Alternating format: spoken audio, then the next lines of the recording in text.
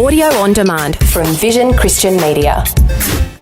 Exploring faith and the future. Neil Johnson and Bible teacher Dr. Kameel Majdali. Having a focus on Europe is really fascinating. Those Christian formative years through the Catholic Church, the split we know as the Reformation, the formation then of a missions movement, and then where the gloss starts to fade and things start to change. One of those things, Kameel, the Enlightenment, or a time when some people talk about an age of reason. How did that affect the ongoing growth of Christianity from the Reformation times? Well, first of all, I just want to tell our listeners there's a reason we're focusing on Europe.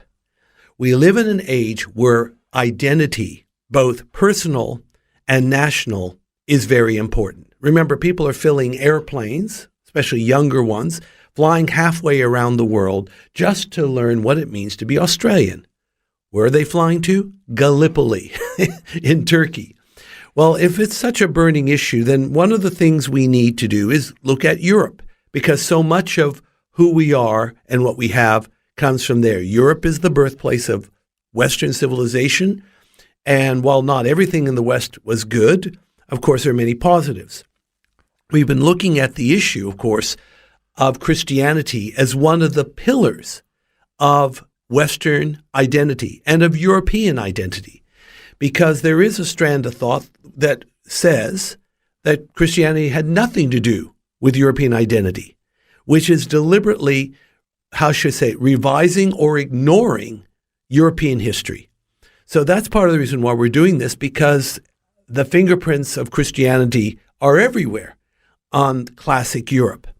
When it comes to, as you called it, rightly so, the age of reason or the Enlightenment, what effect did it have on Christianity?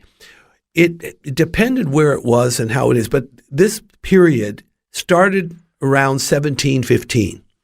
And what the Enlightenment is this, how should you call it, world of ideas that happened in Europe. It's an intellectual movement where they advanced ideals such as human progress, tolerance, constitutional government, liberty, and the separation of church and state. Now, by and large, these things are good. And when we say tolerance, we don't mean the newfangled tolerance of our day, which is actually nasty, mean-spirited intolerance.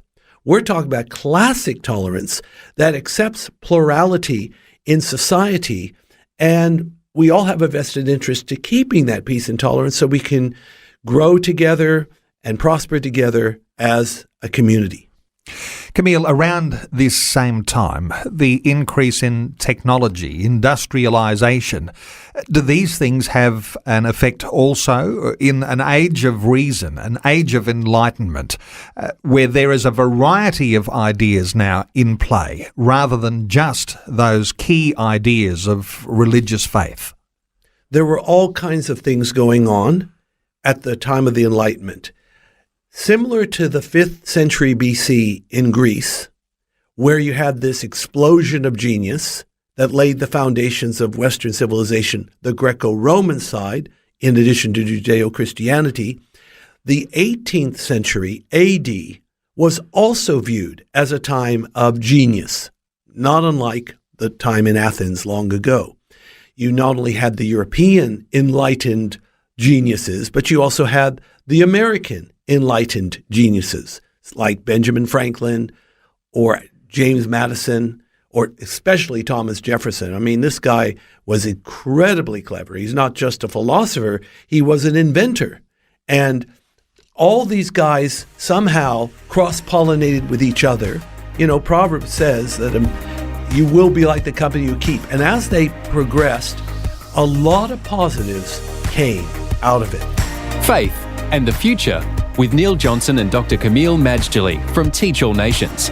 Find articles, videos and podcasts from Dr. Kameel, plus today's and other episodes of Faith and the Future in the Vision app or at vision.org.au. Thanks for taking time to listen to this audio on demand from Vision Christian Media. To find out more about us, go to vision.org.au.